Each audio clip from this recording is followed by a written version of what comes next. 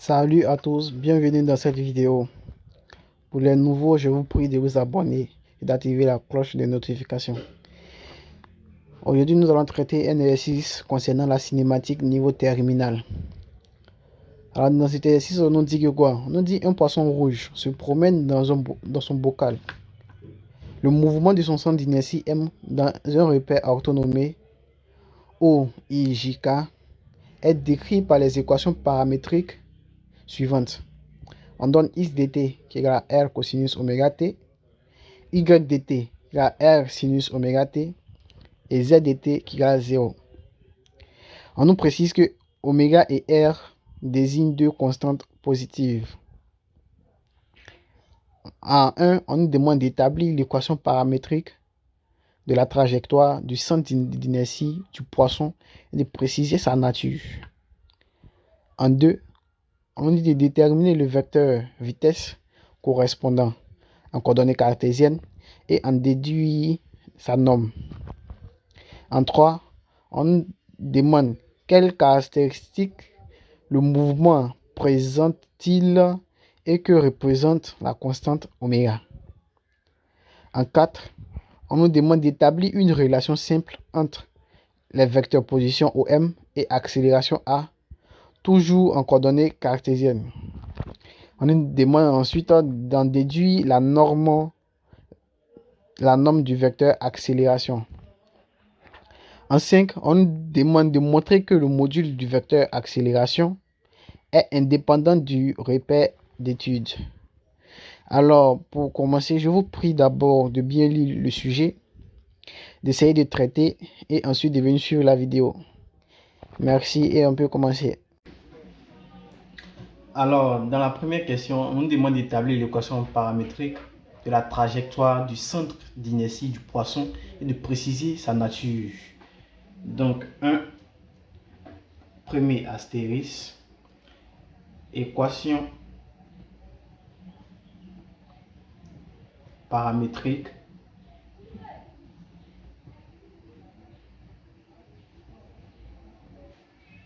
du centre d'inertie du poisson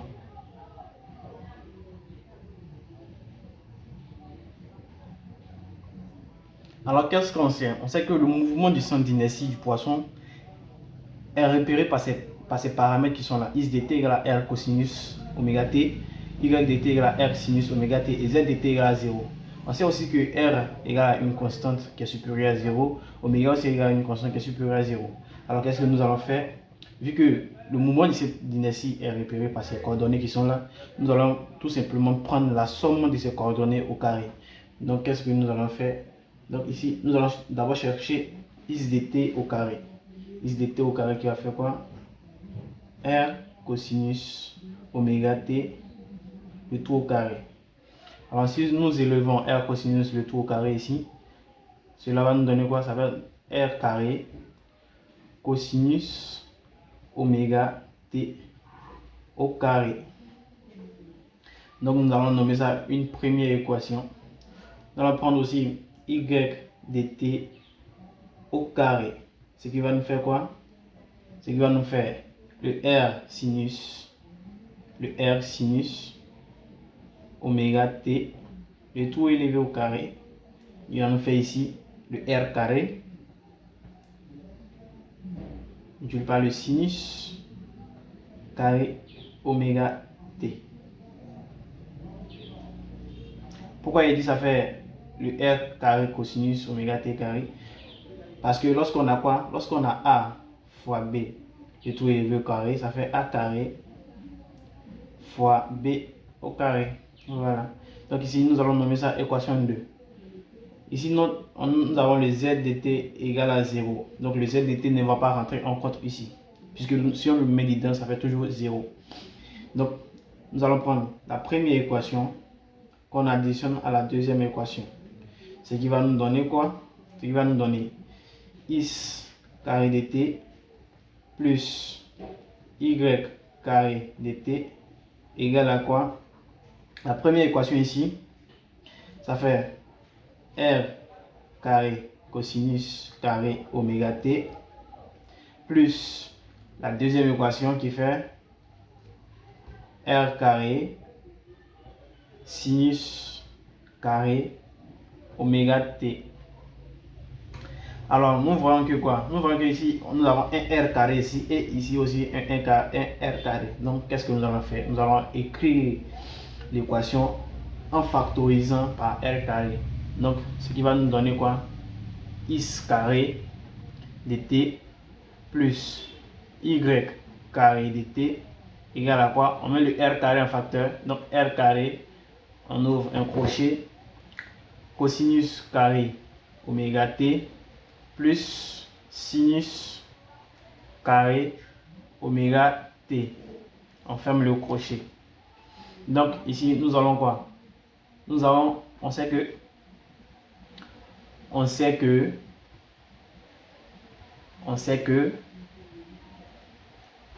sinus carré de x plus cosinus carré de x égale à 1.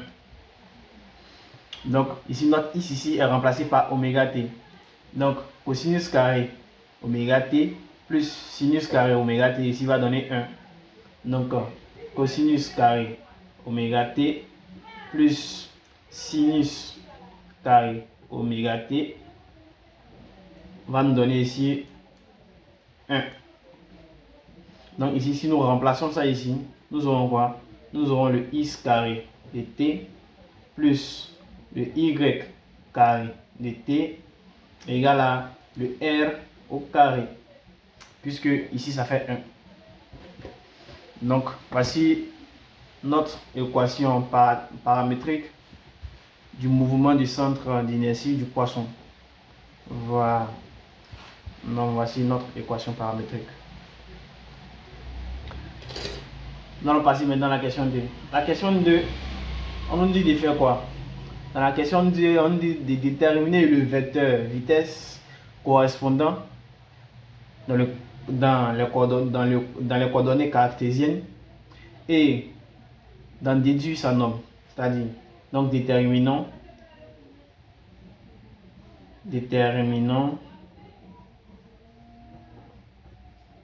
le vecteur vitesse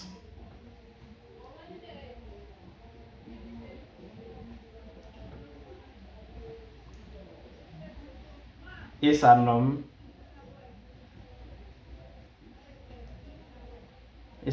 en coordonnées cartésiennes.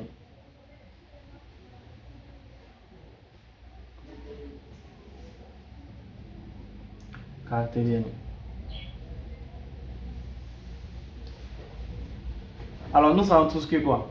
On sait que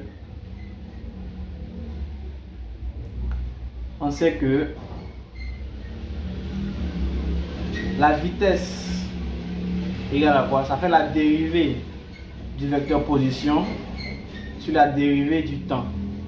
Or, le vecteur position est donné par ces équations qui sont là. C'est que le vecteur position égale à quoi? On a OM égale à x dt qui égale à r cosinus oméga t, y dt qui égale à r sinus oméga t et z dt qui égale à 0. Alors, qu'est-ce que nous allons faire? Le vecteur le vecteur vitesse égale à quoi? Ça fait la dérivée de tout ça là. Donc, la dérivée de tout ça là, ici ça fait quoi? Ça fait la dérivée x dt sur la dérivée du temps qui égale à quoi? La dérivée sur la dérivée du temps de r cosinus oméga t, la dérivée de y dt sur la dérivée du temps qui égale à quoi? La dérivée sur la dérivée du temps de r sinus oméga t, la dérivée de z dt sur la dérivée du temps qui égale à 0.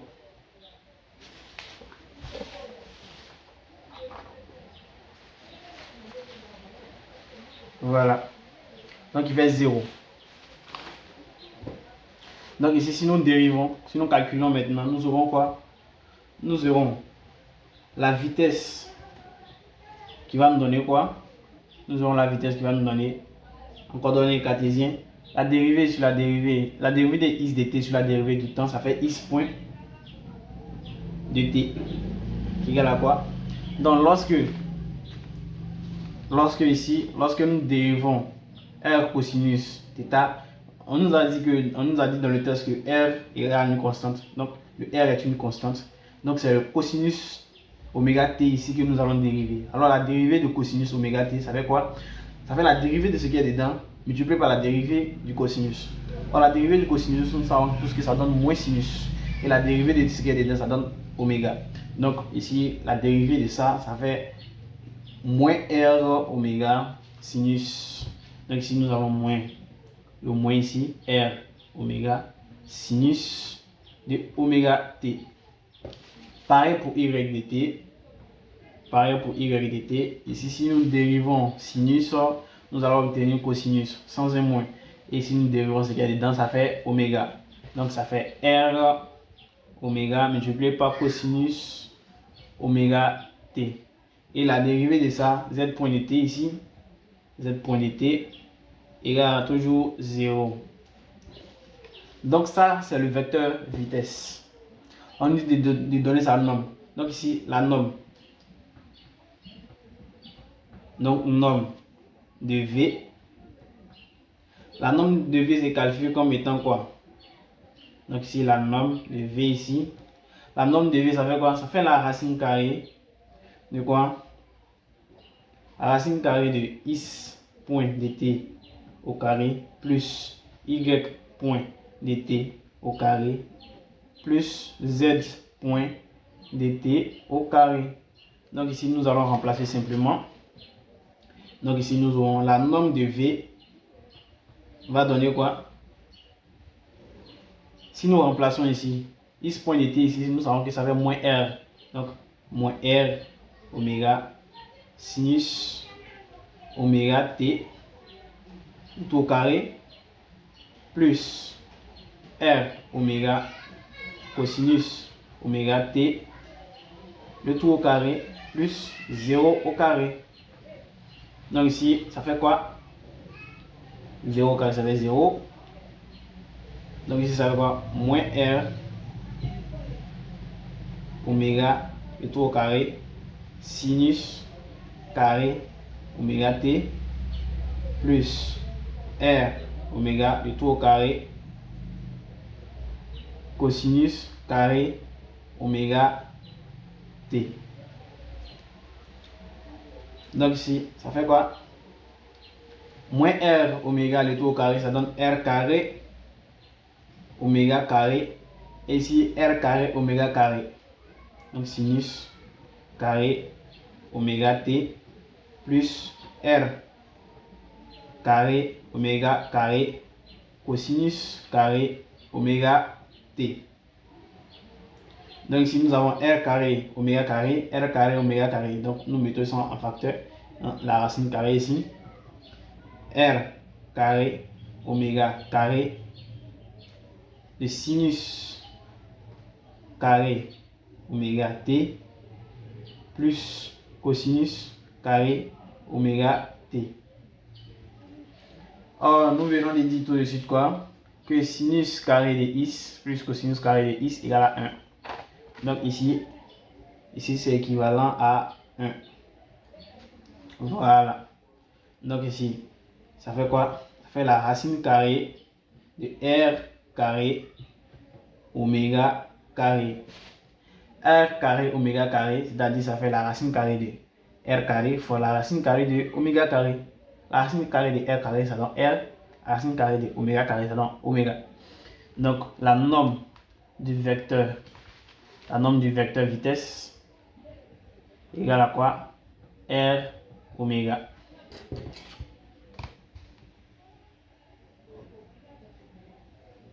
Voilà. Alors ça c'est la question numéro 2. La question numéro 3. Dans la question numéro 3, on nous dit quelle caractéristique on nous pose la question de savoir quelles caractéristiques le mouvement présente-t-il et qui représente oméga. Donc, caractéristiques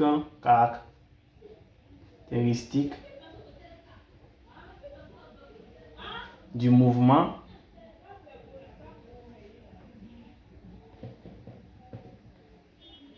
et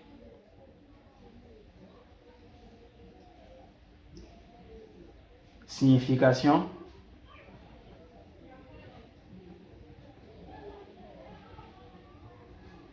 de oméga.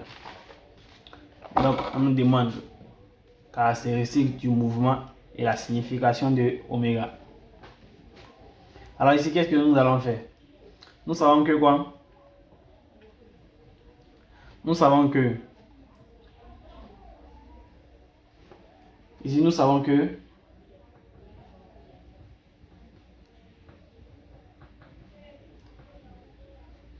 la norme du vecteur vitesse égale à R oméga.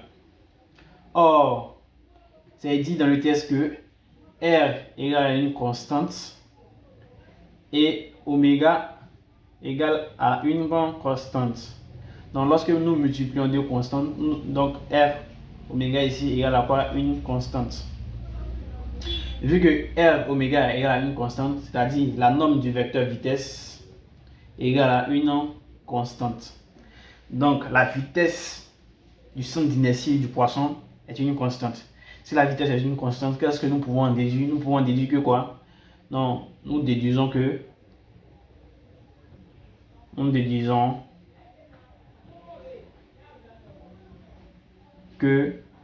le mouvement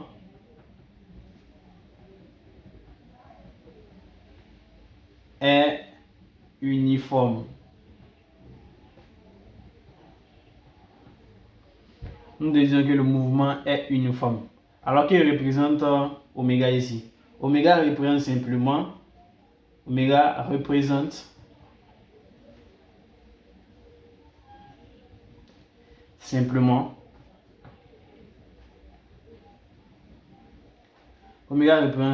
la vitesse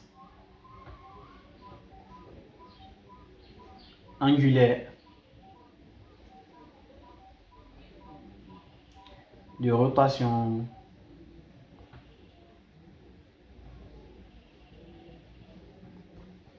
Donc, qu'est-ce que nous pouvons retenir? Nous pouvons retenir que, vu ce que nous avons déterminé, on dit oméga ici est une... Oméga représente ici une vitesse angulaire de rotation. Et quoi?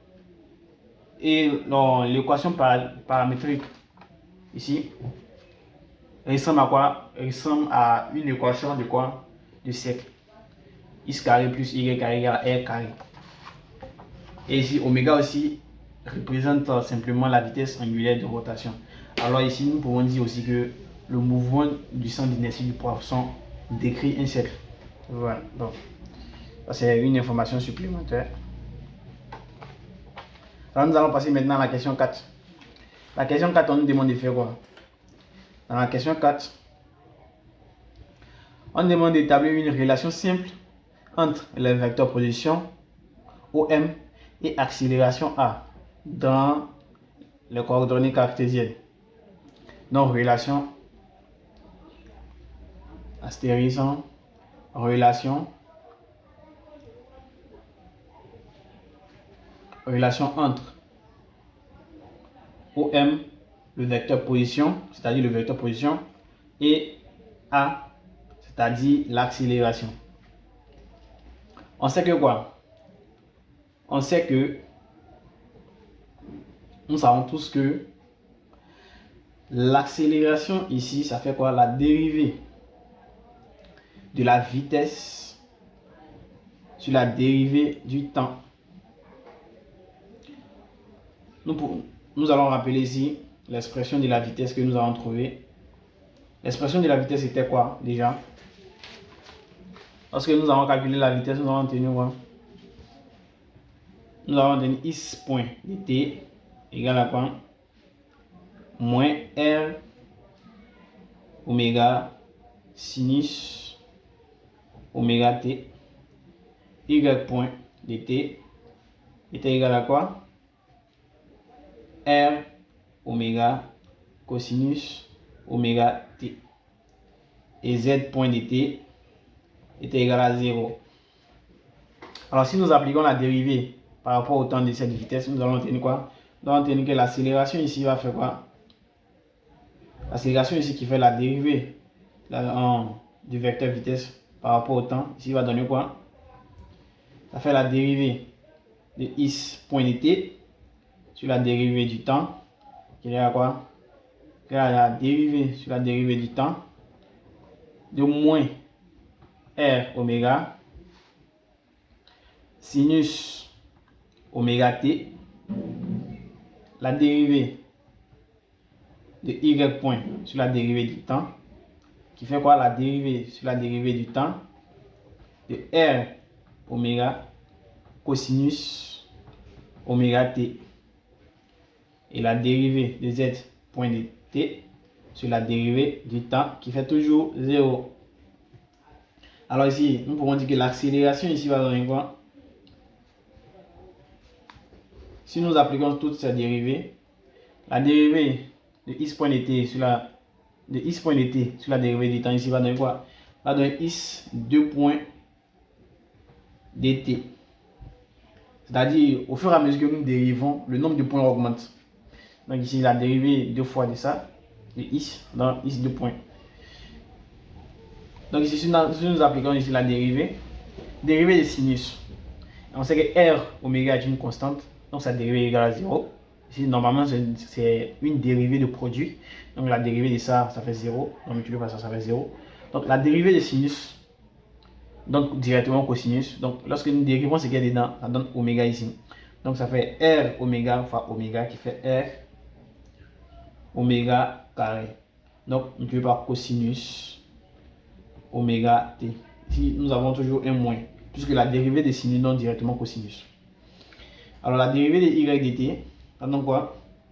Y 2 points dt, qui nous donne quoi ici? Lorsque nous dérivons cosinus ici, nous avons moins sinus. Donc moins sinus. Lorsque nous dérivons oméga t, nous avons oméga. Donc ici, ça fait moins r oméga carré sinus oméga t. Lorsque nous dérivons ça, ça donne toujours 0. Donc z 2 points de t égale à 0. Donc ici, voici l'expression du vecteur accélération. On nous dit de trouver une relation entre le vecteur accélération et le vecteur position. Donc ici, c'est pas encore terminé. Donc, qu'est-ce que nous allons faire? Nous allons essayer de retrouver l'expression du vecteur position dans ça. L'expression du vecteur position, c'est que OM égale à quoi? OM a été donné. OM était quoi? Je vais retrouver l'expression. OM égale à is dt qui égale à quoi? R cosinus oméga t, y dt qui est égal à quoi? R sinus oméga t, et z dt qui est égal à 0 aussi. Donc ici, R cosinus oméga t, ici nous avons un R multiplié par cosinus oméga t ici. R sinus oméga t, nous avons un R multiplié par sinus oméga t ici. Et 0 ici. Donc nous allons détacher, nous allons très bien réécrire l'expression de l'accélération, du vecteur accélération. Donc ici ça fait quoi? Ça fait moins oméga carré de R cosinus oméga t. Y point 2 points de t aussi va donner quoi?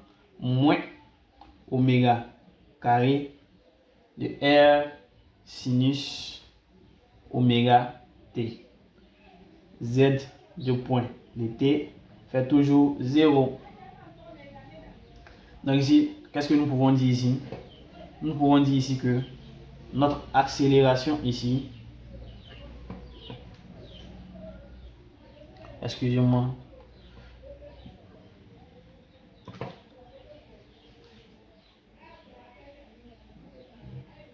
nous pouvons dire ici que quoi? Notre accélération ici fait quoi? Normalement, c'est x 2 points de t égale à quoi? Ça, y 2 points de t égale à ça, et z 2 points de t égale à ça. Donc ici, nous pouvons dire que notre accélération fait... Donc nous allons réécrire. Nous pouvons dire ici que notre accélération fait quoi? Ça fait x 2 points de t égale à quoi? Moins oméga carré. Multiplié par quoi? Nous savons que ça, c'est que ici, r cosinus oméga t, c'est x de t. Donc multiplié par x de t, y 2 points de t égale à quoi? Moins oméga carré. Ce qui est là, c'est quoi? C'est y de t multiplié par y de t et z 2 points de t égale à quoi? 0. Bon, on peut dire qu'il égale à z de t, puisqu'on nous dit d'exprimer. Donc ici, z 2 points de t égale z de t, y 2 points de t égale à moins oméga y de t, et x 2 points de t égale à moins oméga carré x de t.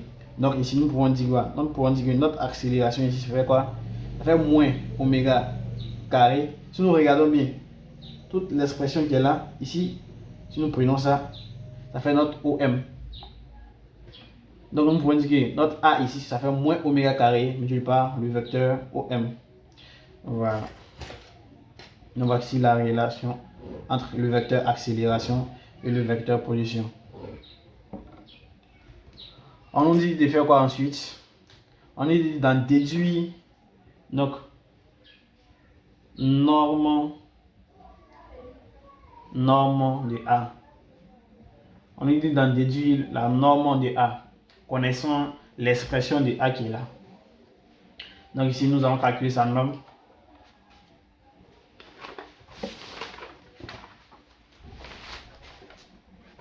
Ici, la norme de A va donner quoi? La norme de A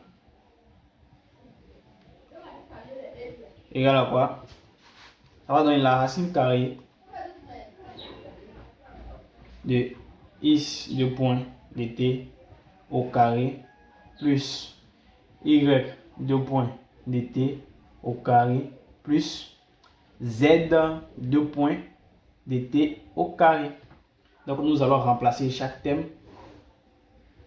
Donc ici, si nous remplaçons x de point de t, x de point de t, nous voyons que ça fait quoi? Moins r oméga carré cosinus oméga. Donc moins r oméga carré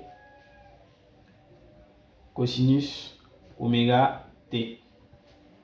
Donc au carré ici plus moins r oméga carré sinus oméga t levé au carré plus 0 au carré. Donc si ça donne quoi?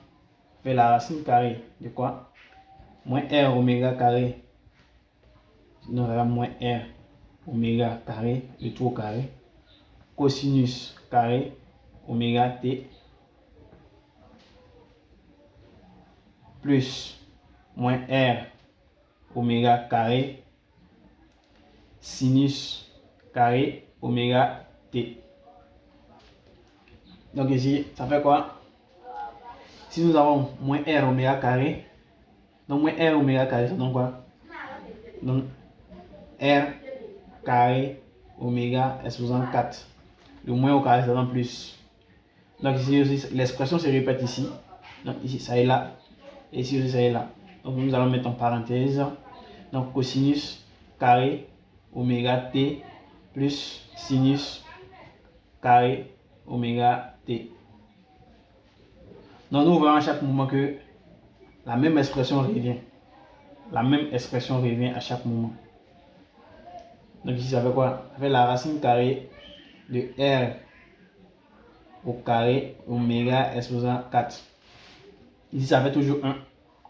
C'est la même expression qui revient. Donc ici, ça fait quoi? La racine carrée de quoi? R carré. Donc R oméga carré. Le tout exposant 2. Donc nous pouvons dire que la norme de notre vecteur accélération, ici, ça fait quoi? Ça fait R oméga carré. R oméga carré. Voilà. Merci bien. Alors, question 4. Alors, la question 5, on nous demande de faire quoi? Donc, question 5. On nous demande de montrer que le module du vecteur accélération est indépendant du repère d'étude. C'est-à-dire quoi? Ici, notre étude portait sur quoi? Sur le repère cartésien. Et lorsque nous allons calculer le module de l'accélération, nous allons trouver R oméga carré. Donc, on nous demande que lorsqu'on va changer de repère, c'est-à-dire, on peut prendre un repère de Freenet, lorsque nous allons changer de repère, est-ce que la valeur de l'accélération va rester la même? La valeur du module de l'accélération va rester la même. Donc, c'est ce que nous allons vérifier ici. Donc, qu'est-ce que nous allons faire? Nous allons utiliser ici un repère simple. Donc, le repère de Freenet. Donc, utilisons le repère de Freenet.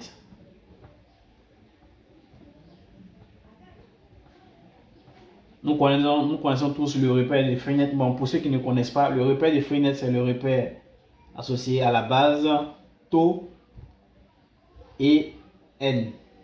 Taux et n sont des vecteurs unitaires dans le repère de Freenet.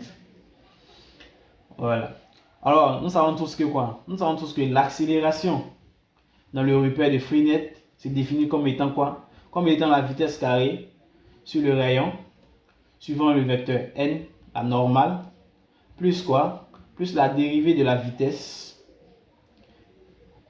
plus la dérivée du module de la vitesse, sur la dérivée du temps, suivant le vecteur taux.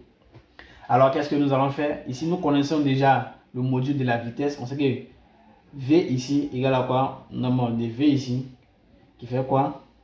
Après calcul, nous allons trouver R oméga. Donc, si nous prenons ce qui implique que quoi? Le V carré va nous donner quoi? R oméga, le tout au carré. Donc, ça fait R carré oméga carré. Alors, nous avons l'expression de la vitesse, le module de la vitesse. Donc, la dérivée de V sur d de t ici va nous donner quoi? Ça fait la dérivée de R oméga sur d de t. Ce qui nous fait 0. Donc, nous avons 1 et 2. Donc, nous allons remplacer ça dans l'accélération. Donc, A ici égale à quoi? L'accélération. Si nous remplaçons V carré ici, V carré qui fait R carré oméga carré, donc sur R, suivant le vecteur n, plus ici qui fait 0, suivant taux. Donc A ici va donner quoi? R carré oméga carré sur R, les R vont se simplifier une fois, donc il va rester R oméga carré suivant le vecteur n, suivant la normale. Alors une fois que nous avons ça, qu'est-ce que nous allons faire? Puisque c'est le module qu'on doit vérifier. On doit vérifier si le module de l'accélération dans la base de Freenet, dans le repère de Freenet, est égal au module de l'accélération dans le repère cartésien. Donc nous allons calculer le module ici. Donc A ici va donner quoi? A ici va donner quoi? Ici ça fait quoi?